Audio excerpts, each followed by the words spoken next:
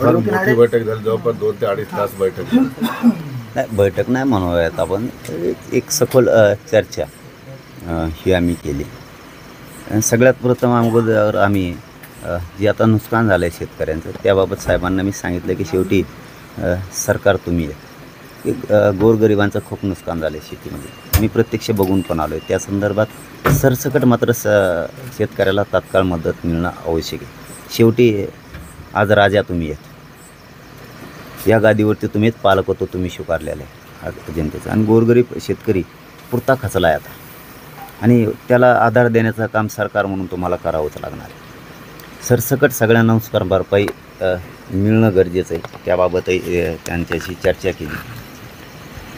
तसंच बोलणं मला अगोदर मी कुठलं तरी वडगाव होतो मला वाटतं, त्या गावामध्ये मी बोललो होतो की मी फडणवीस साहेबांनासुद्धा बोलणार आहे आणि शिंदे साहेबांना पण शेतकऱ्यांसाठी बोलणार आहे. तर फडणवीस साहेबांनासुद्धा मी सांगितलं, त्यांचाही फोन आला होता, त्यांनाही सांगितलं, कारण मी तुमच्यापासून कधी काही लपवत नाही. त्यांनाही सांगितलं की सरसकट शेतकऱ्यांना मात्र तुम्हाला नुकसान भरपाई द्यावी लागणार आहे. त्यांनी सांगितलं की उद्याच्या कॅबिनेटमध्ये आम्ही आहेत, तर उद्याच्याला आम्ही निर्णय घेतो. तेच मी बहिणींनासुद्धा सत्तर साहेबांनासुद्धा सांगितलं की ते करावं लागतं. आणि एक बोत वाई म्हणून गावे, तिथं आम्ही गेलो होतो, बरोबर होतो. तिथले जनावरं शेळ्या वाहून गेल्या, शेकडो गावात तिथं हे झालं. आणि मराठवाड्यात जिथं जिथं असे नुकसान झाली त्या सगळ्याच गावांनी, त्या गावातसुद्धा वाई बोत म्हणून गावे, तिथंही मध्ये पुलाची आवश्यकता आहे. त्या गावाचा पूर्ण संपर्क तुटतो आहे. ते त्यांना सांगितलं. त्यांनी तर त्या विषयात सांगितलं की ते शेतकऱ्यांचा आमचा विषय आम्ही तातडीनं ते पुलांचंही करतो. आणि मदतीच्या बाबतसुद्धा महाराष्ट्रात असो किंवा महाराष्ट्राच्या बाहेर विदर्भ असेल या ठिकाणी त्या गोष्टी नुकसान भरपाईच्या तातडीने द्या मात्र, कारण खिशातला पैसा गेला आहे सगळा आता शेतकऱ्यांचा. आणि आता तोंडाला आल्याला घास गेला. लेकरं समोर दिसायला लागलेत, कर्ज दिसायला लागले, शेतकऱ्यांच्या समोर खूप अनेक प्रश्न दिसायला लागले. तो खचला आहे आणि त्याला आधार मात्र द्या आता. तर ते सत्तार साहेबांनी उद्याच्याला कॅबिनेटमध्ये घ्यायचं कबूल केलं आहे. आणि ते पण शेतकऱ्यांसाठीच काम करावं असं म्हणणं. याच्यात राजकारण नको आहे आता, कारण शेवटी मायबाप सरकार आहे, तुम्हालाही सांभाळणार आहे, देशाला पण सांभाळणारा तेवढाच एक वर्ग आहे.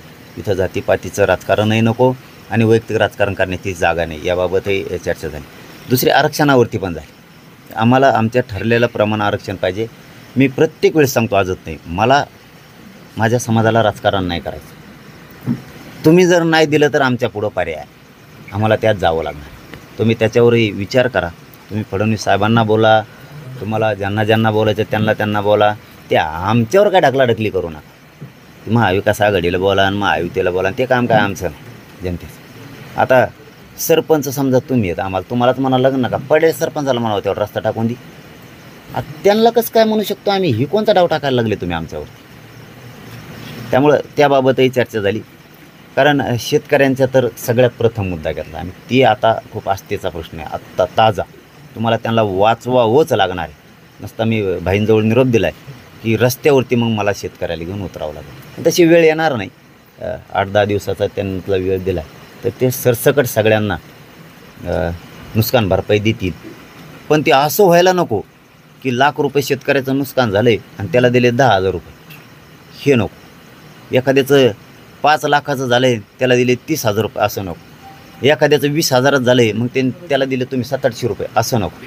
त्याचा खर्च झाला आहे, जे नुकसान झालं आहे अधिकृत, ते तुम्हाला द्यावं लागणार. असं म्हणले की ज्यांचं 65% नुकसान झालेलं आहे त्यांना नुकसान भरपाई भेटेल. शेतकऱ्यांचं जे नुकसान झालं आहे, मी एक तर शब्द फिरून देणार, तुम्ही रोष निर्माण करू नका शेतकऱ्यात. पुन्हा त्याचं नुकसान झालं आहे 100%, ते नुकसान भरपाई द्यावाच लागणार. वरचे 35% राहिले तुम्हाला खायचे काय? मला बोलायला लावू नका. 65% झालं, नामकं झालं, तमकं झालं, त्याचं नुकसान झालं आहे. साहेब तिथं एक असे होते, त्या जात नाही सांगत मी आता तुम्हाला. तिथं एक माणूस असा होता त्या करपारा नदीच्या पात्रावर बोत वाईमधला, की तो बिचाऱ्यांना 50च शेळ्या होत्या तेवढ्याच. त्याला काहीच नाही आहे, ना शेत हे, ना त्याला गायरान जमीन आहे, ना काय आहे, ना काय नाही. त्याचं पुरतं कुटुंब उघड्यावर पडलं आहे. उगा असं कुणीकडे बी बोलायचं नाही. मग पुरतं उघडं पडलं आहे. त्या शेळ्या पुऱ्या होऊन गेल्या. कसं जगायचं त्याने आता? कोणचं मग? तुम्ही मायबाप कशी आहेत नेमके? तुम्ही कसे मायबाप आहेत? आजचा राजा तुम्ही आहेत, तुम्हाला दया आहे का नाही?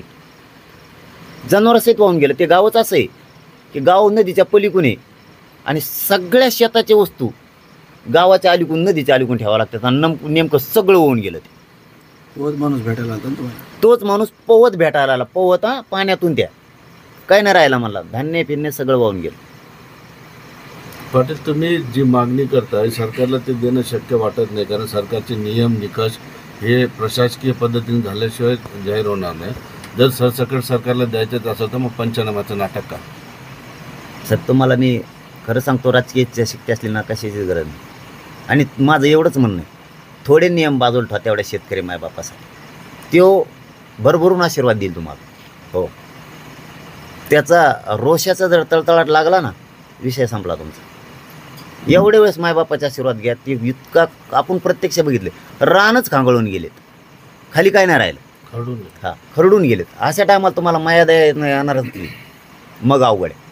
तुम्ही कृषी मंत्र्याला बोललात आणि त्यांना 8 दिवसाचा अल्टिमेट दिला आहे. काय नेमकं बोलणं झालं कृषी मंत्र्याशी? नाही, मी त्यांना सांगितलं की प्रत्येक याच्यात राजकारण आम्हाला करायचं नाही, तुम्ही करू नका कोणी.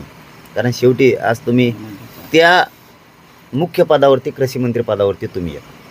म्हणून त्यांना आम्ही सांगितलं की हे नुकसान बघण्यासारखं नाही.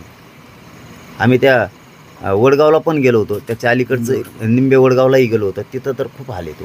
159 घरात पाणी घुसलं होतं. 159 घरात काहीच नाही राहिलं. म्हणजे कपडे गोधड्यासुद्धा होऊन गेल्या, भांडे बसणं तर गेले. मग शेताची काय परिस्थिती झाली असं? तुम्ही यांना सरसकट माफी द्या, सरसकट तुम्ही त्यांना नुकसान भरपाई द्या.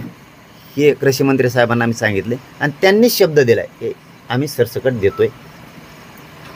फक्त आम्ही ज्यांच्या पाईपलाईनी वाहून गेल्यात त्यांचा फक्त पंचनामा करू, बाकी सरसकट आम्ही देतो.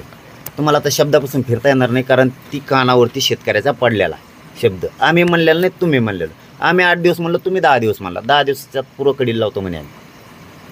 हे शेतकऱ्यांनी शब्द ऐकला. शेतकरी धीर धरलेला आहे, त्याला धीर सोडायची वेळ येऊ देऊ नका. पाटील साहेब, नुकसान भरपाई भेटेल जसं तुम्ही बोलताय सरकार, पण इतर नुकसान खूप मोठ्या प्रमाणात होता. शाळेचं फीज भरायला शेतकऱ्यांकडे पैसे येणार नाही, बाकी सगळ्या गोष्टींना त्याच्याकडे पैसा राहणार नाही, याचीसुद्धा मागणी करावी लागेल. वाई आणि बोधचा विषय मी याच्यासाठीच सत्तर साहेबांना सांगितलं आहे की तिथल्या मुलीला शाळा जाता येत नाही. मुली तर पोहून जाऊ शकत नाहीत पाण्यातून. एका पुलासाठी जर तिकडच्या 30-40 गावाचा संपर्क तुटणार असला, त्यांचं दळणवळण जर तुटणार असलं, तर दया तर तुम्हाला उत्पन्न झालीच पाहिजे. तो प्रश्न जर तातडीनं निघू शकतो आणि ते लेकरं शाळेत जाऊ शकतात. फीजचा विषय सोडा. आता फीसं नाही भरू शकत आणि पुस्तकं नाही, पुस्तका सगळं होऊन गेलं. नाही बघू शकत हो तुम्ही. काय 65% आणि 50% सांगायला लागलात म्हणा, एवढी भरपाई देईन तेवढी नाही बघू शकत तुम्ही. त्यात काय जाते संबंध आहे? कसं घुसा त्यांच्या घरात. ते पांगरी म्हणून गाव आहे, तिथं काय परिस्थिती झाली त्या गावची. असे मराठवाड्यात शेकडोने गाव आहेत विदर्भासुद्धा. तुम्ही चेष्टा नका करू यार. अशा वेळी तरी तुम्ही शेतकऱ्यांची चेष्टा करू नका. पुस्तकं होऊन गेले, भांडे बसणं होऊन गेले. आम्ही एका अंगणवाडीत गेलो होतो. त्या अंगणवाडीत खिडकीतून पाणी पडल्यामुळं, खिडकीतून 2 खिडक्या होत्या त्या अंगणवाडीला, त्यातून पुराचं पाणी पडलं तर अलीकडून सगळं होऊन गेलं. धान्य भिजलं, सगळं भिजलं. धान्यसुद्धा पोते वाहत गेले. मग त्या खिडकीतून किती प्रेशरनं पाणी असेल, म्हणजे ते पूर किती भयानक असं. का बरोबर याच्यात तुम्ही विनाकारण 65% 70% मोजायला लागला? अरे जाऊ द्या की. आजच्या राज्यात पालक होतो तुमच्याकडे, मायबाप तुम्ही आहेत. द्या की त्या शेतकरी मायबापाला, घ्या की त्यांचा आशीर्वाद. तळतळाट कशाला घेताय? एबीपी माझा, उघडा डोळे बघा नीट.